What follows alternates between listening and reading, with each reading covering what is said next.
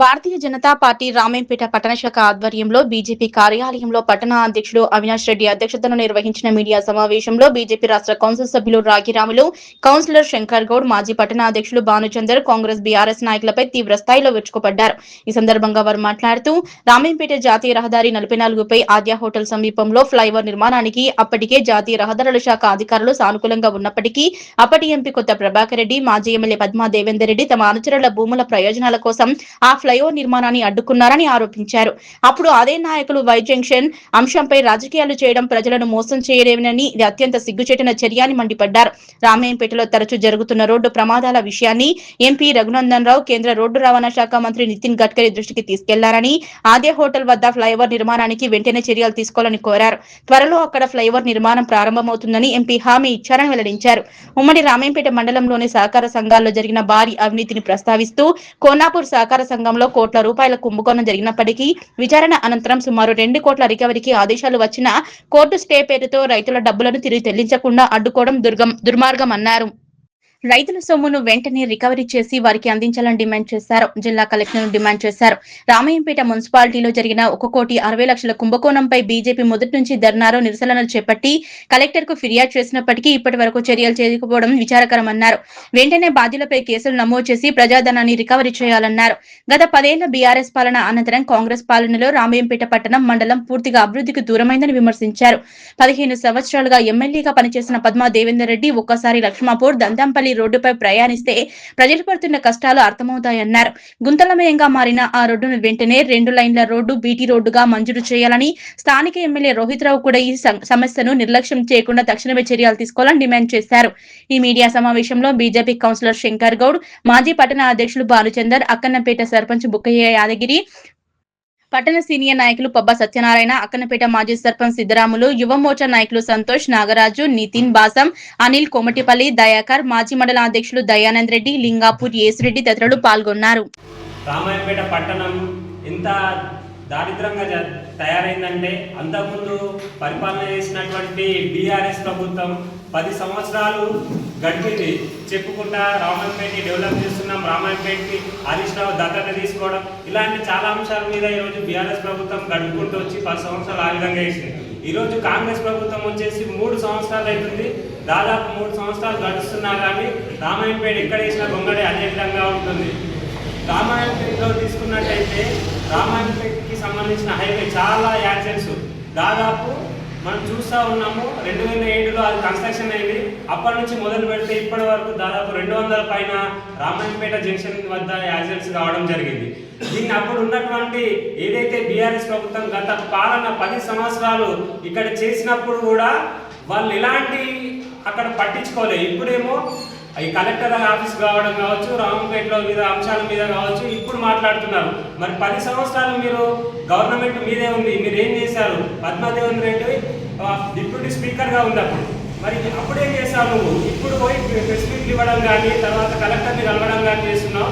ఆ రోజు ఏం చేశావు? మీ యొక్క నాయకుల యొక్క ల్యాండ్స్, మీ యొక్క వాళ్ళ యొక్క ప్రాపర్టీని కాపాడుకోవడానికి ఈరోజు పద్మాదేవన్ రెడ్డి అక్కడ హైవేని కాకుండా చేసింది. మేము చూసినప్పుడు ఇప్పుడు మేము 2023లో రిపోర్ట్ తీసుకున్నాము. NHAI దగ్గర, national highway authority of India దగ్గర తీసుకున్నట్టయితే దాదాపు ఎక్కడి నుంచి అంటే తూప్రాన్ నుంచి మనకి ఇక్కడ కామారెడ్డి వరకు రిపోర్ట్ తీసుకుంటే దాంట్లో ఇలా రామాయపేట హైవే బైపాస్ ఉంది, అక్కడ మన ఫ్లైఓవర్ ఉంది. దానికి కావాల్సి పద్మాదేవేందర్ రెడ్డి గారే దీన్ని అడ్డుకుంది. వారి యొక్క నాయకుల ఆశలు కాపాడుకోవడానికి ఈరోజు రామాయపేట ఫ్లైఓవర్ కాకుండా చేసింది. ఈరోజు ఆమె ఒత్తొచ్చు బలుక్కుంటూ రామాయణపేటలో ప్రెస్ మీట్లు ఇచ్చేసి కలెక్టరేట్ పోయి మేము హైవే కావాలని చెప్పేసి అడుగుతుంది. దాదాపు రఘునందన్ రావు కూడా లాస్ట్ టైం వినాయక ఫంక్షన్ హాల్లో మీటింగ్ పెట్టినప్పుడు NHAI డైరెక్టర్ గారితో మాట్లాడి అడగడం జరిగింది.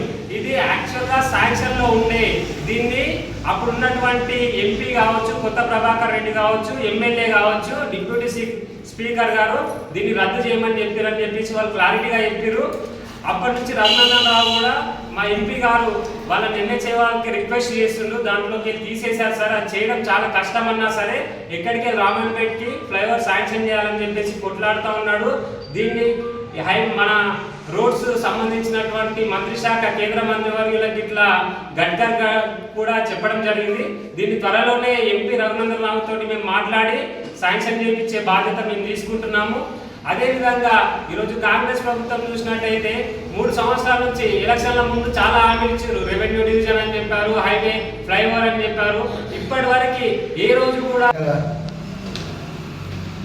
మండలం కానీ పట్టణంలో కానీ భారతీయ జనతా పార్టీ గత 2.5 సంవత్సరాలుగా పోరాటం చేస్తున్న అవినీతి విషయాలు, మున్సిపల్లో జరిగిన అవినీతి పైన ధర్నా చేసి రిప్రజెంటేషన్ ఇచ్చి మేమందరం ఇక్కడ కూర్చున్న మా శంకర్ కానీ మేమందరం మా అధ్యక్షుడు కానీ మేమందరం కలిసి ఆ రోజు రిప్రజెంటేషన్ ఇచ్చి ఇక్కడ 1,60 లక్షల ఇది జరిగింది, అవినీతి జరిగిందని చెప్పినప్పుడు ఆ రోజు తప్పించుకొని తిరిగి తర్వాతనే ఈరోజు మున్సిపల్ చైర్మన్ దాన్ని బయట పెట్టడం, ఇంకా దాన్ని వెంటనే రికవర్ చేయాలి.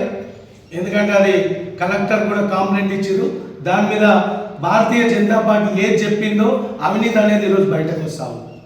అంతేకాకుండా కోనాపూర్లో జరిగిన ఏదైతే కోఆపరేటివ్లో జరిగిన పద్మా దేవేందర్ రెడ్డి గారు చేసిన అవినీతి మీద కుక్కల్లోలుగా అనేక రాజకీయ పార్టీలు భారతీయ జనతా పార్టీగా ఆ రోజు కూడా ఏదైతే బీఆర్ఎస్ నాయకులు ఉన్నారో, ఏదైతే పద్మా దేవేందర్ రెడ్డి భర్త ఉన్నాడో 5 కోట్ల కుంభకోణం జరిగిందని చెప్పేసి ఆడిట్ జరిగి దాని మీద రికవర్ 2 కోట్ల రూపాయలకు రికవర్ రాస్తే ఈరోజు ఆయన హైకోర్టులో స్టే తెచ్చుకోవడం జరిగింది. ఆ తర్వాత మొన్న మీరు చూసిరు సోషల్ మీడియాలో ఈ ఏదైతే బీఆర్ఎస్ నాయకులు ఉన్నారో, ఈ పిఎస్సిఎస్ ఏదైతే కోఆపరేటివ్ ఉందో అలా చైర్మన్ అందులో ఉన్న డైరెక్టర్లు తిట్టుకొని సోషల్ మీడియాలో పెట్టుకుంటున్నారు. నేను ఇన్ని వంచుకున్నా, నువ్వు ఎన్ని వంచుకున్నావు, నీకెంత ఇయ్యాలి, నాకెంత ఇయ్యాలి. అరే ఎంత అన్యాయం ఉన్నా ఇది, ఎంత దౌర్భాగ్యం ఇది. రామాపేటలో ఎక్కడ చూసినా వినితే ఒక్క విషయం మీరు గుర్తుపెట్టుకోండి, ఈ పిఎస్సిఎస్లో మొత్తము కొనుగోలు కేంద్రాలు ఏర్పాటు చేస్తారు. మక్కలకు కానీ మిగతా ఏది వరి ధాన్యాలు కొనడం కోసం పిఎస్సిఎస్ కొన్ని ఇవి వేస్తుంది. ఏది కొనుగోలు కేంద్రాలు ఏర్పాటు చేసినప్పుడు దాని ఖర్చుల కింద దాన్ని సాఫ్ చేసినామని, డోజర్ పెట్టినామని, జేసీ పెట్టినామని, నీళ్లు అక్కడికి వచ్చిన రైతులకు నీళ్ళు తాగిపించినామని, టెంట్లు వేసినామని, వీటి పేరిట లక్షల రూపాయలు కొల్లగొట్టిరు. ఈరోజు చైర్మన్ లక్షల రూపాయలు ఒక క్వింటాల్ ఖరీదు చేసేటప్పుడు కమిషన్ కింద సెంట్రల్ గవర్నమెంట్ 13 రూపాయల చిల్లర వీళ్ళకి కమిషన్ ఇస్తాము. 13 రూపాయల కమిషన్ ఇస్తే ఎక్కడైతే ఆ కొనుగోలు కేంద్రాల్లో వాళ్ళు కొనుగోలు చేసే వాళ్ళు ఎవరైతే ఉన్నారో వాళ్ళు 13 రూపాయలు తీసుకొని మిగతా పనులన్నీ చేయాల్సిన అవసరం ఉంది. ₹6.75 చైర్మన్ అకౌంట్లో వేసుకొని మీకు కావాల్స్తే మేము ప్రూఫ్లు లేకుండా మాట్లాడతలేము. ఖచ్చితంగా బాజచంద్రం అకౌంట్లో, పర్సనల్ అకౌంట్లో 73 లక్షల పైచిలుకు పైసలు ఈ కోఆపరేటివ్కి సంబంధించిన కమిషన్ పైసలను ₹6.75 చొప్పున ఈరోజు ఆయన అకౌంట్లో, పర్సనల్ అకౌంట్లో పోయి దాని మీద కూడా ఏదైతే కోఆపరేటివ్లో కంప్లైంట్ అయి ఉంది దానికి ఈయన చేసిన విషయంలో కలెక్టర్ కూడా ఈ పిఎస్సిఎస్ కొనుగోలుదారులు ఎవరైతే అక్కడ సిబ్బంది ఉన్నారో కంప్లైంట్ కూడా చేయడం జరిగింది. ఊరికే మాట్లాడతలేము, మామూలుగా చెప్తలేము. బీఆర్ఎస్ పార్టీ పడిన తర్వాత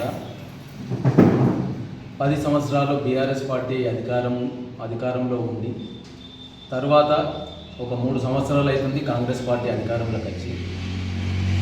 భారతీయ జనతా పార్టీ తరఫున ఎంపీగా మా గౌరవ ఎంపీ గారు రఘునందన్ రావు గారు ఎన్నికై 2 సంవత్సరాలు అవుతుంది.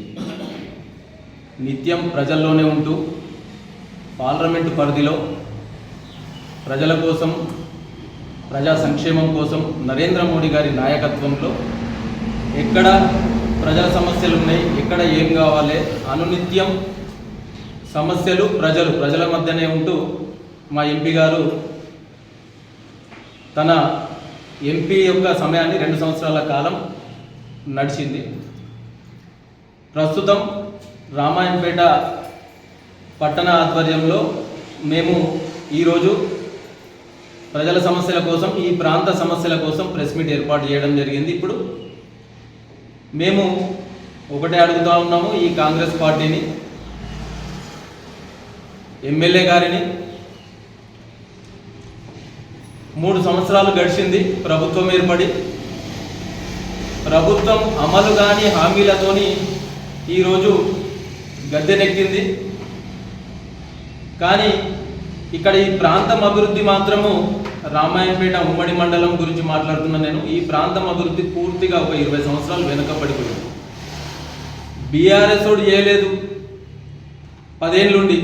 కనీసం ఈ కాంగ్రెస్ వాళ్ళు హామీలు ఇచ్చిర్రు, ఏదో చేస్తామని చెప్పారు, కానీ ఏమీ చేయలేకపోతున్నారు కాంగ్రెస్ వాళ్ళు కూడా. 3 ఏళ్ళు గడిచిపోయింది, హామీలు ఏవి కూడా నెరవేరలేదు. మేము ఎమ్మెల్యే గారిని కానీ అదేవిధంగా స్థానిక నాయకులను కానీ ఒకటే అడుగుతా ఉన్నాము, ఏదైతే ఎన్నికలకు ముందు మీరు హామీ ఇచ్చిర్రో రెవెన్యూ డివిజన్ గెజెట్ తీసుకొని వస్తామని చెప్పారు గౌరవ ఎమ్మెల్యే గారు, మేము దాన్నే చేయమని అడుగుతాం, కొత్తగా ఏది చేయమని అంటే అడుగుతలేము.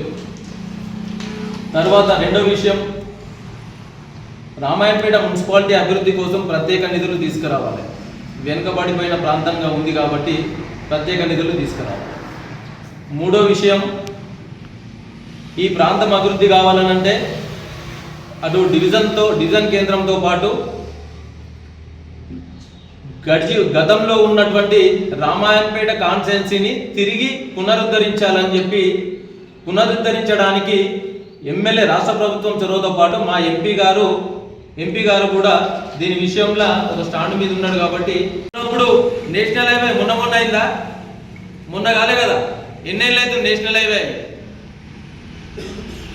తర్వాత మొన్న ప్రెస్ మీట్ పెట్టి ఈ చనిపోయిన వాళ్లకు కేంద్ర రాష్ట్ర ప్రభుత్వాలు బాధ్యత వహిస్తాయా, మరి ఎవరు బాధ్యత వహిస్తారని మాట్లాడారు. మేము అడుగుతున్నాం, ఆ చనిపోయిన వ్యక్తుల కుటుంబాలకు వాళ్ళ చావులకు కారణం కేవలం బీఆర్ఎస్ పార్టీ నాయకులు, బీఆర్ఎస్ పార్టీయే, మీరే, నువ్వే. నేను ఏమడుగుతున్నా అంటే, మీరేం చేసిర్రు? 10 ఏళ్ళు 15 ఏళ్ళు ఏం చేసిర్రు?